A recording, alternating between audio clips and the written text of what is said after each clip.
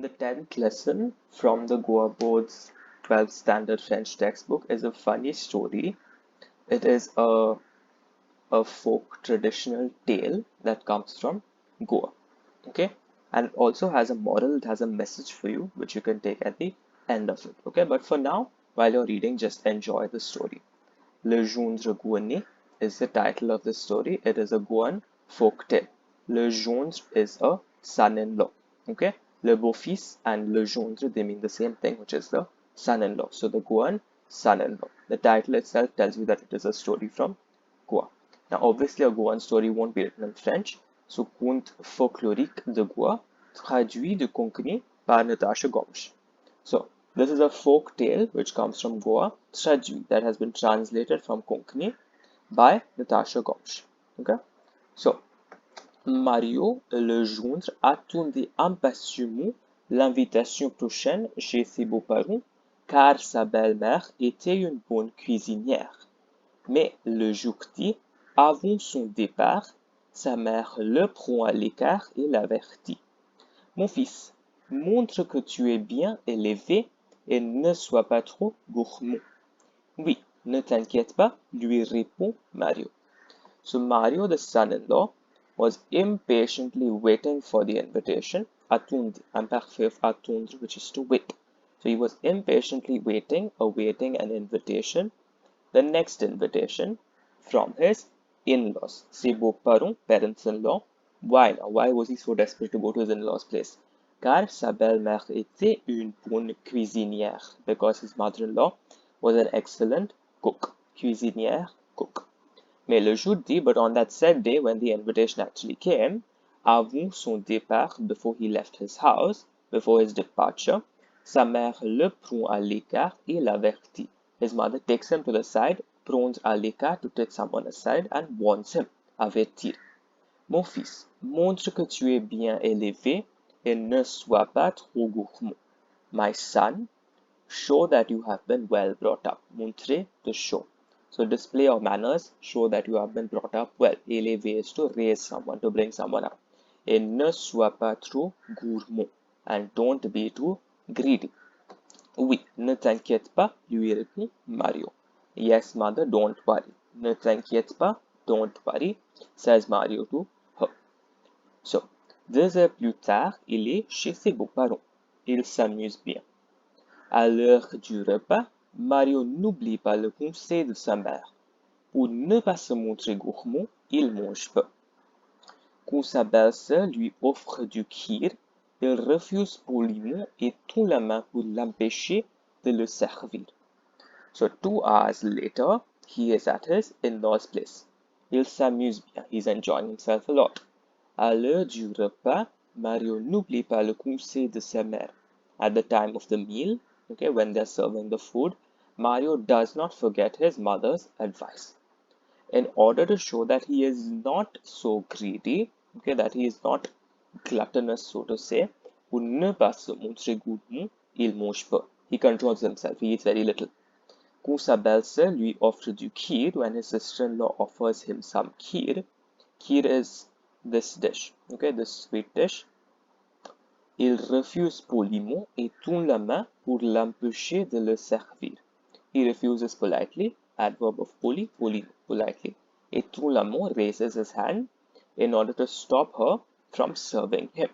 L'empêcher, to stop her, le servir from serving him. Mais, en fait, il a envie d'en goûter et se lèche furtivement les doigts sur lesquels quelques gouttes de kheer sont tombées. But in fact, he is really feeling like he wants to taste some of it. Here is talking about the kheer. Avoir envie is to feel a need. Okay, he really feels the need to have some of it, to taste it. Et se lèche furtivement les doigts.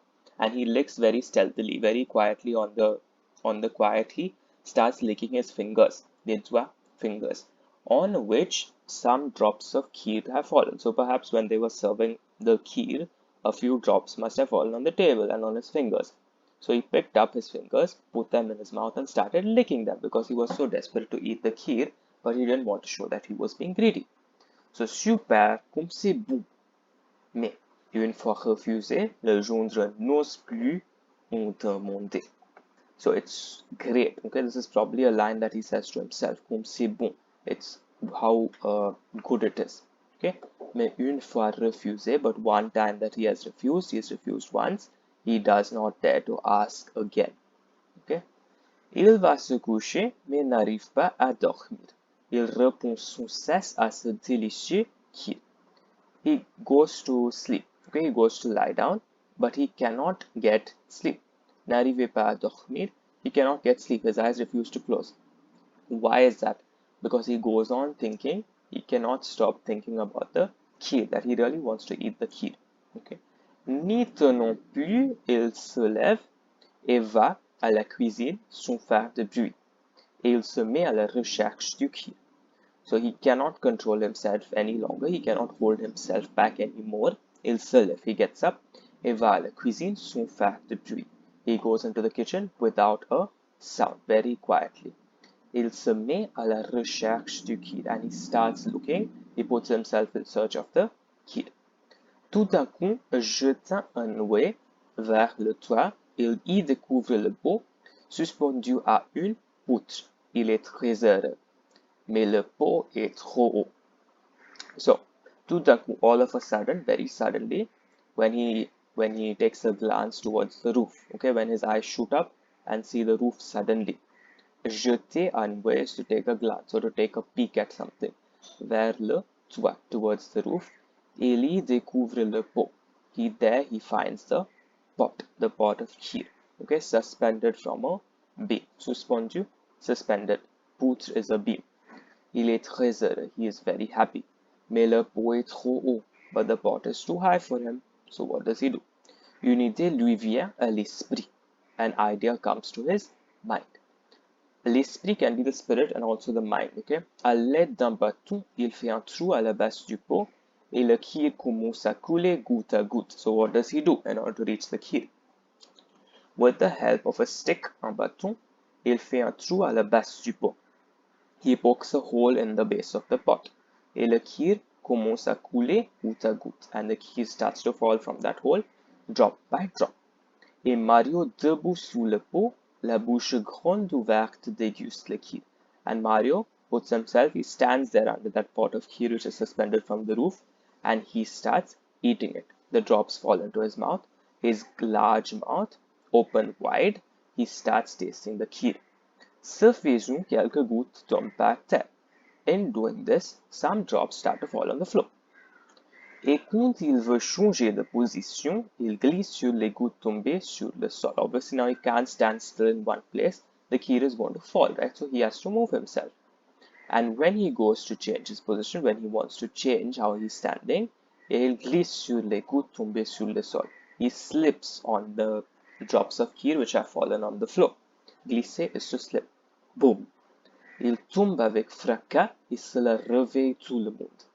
He falls with such force that it makes that sound. Fracas is to create like a very boom-like sound. Okay?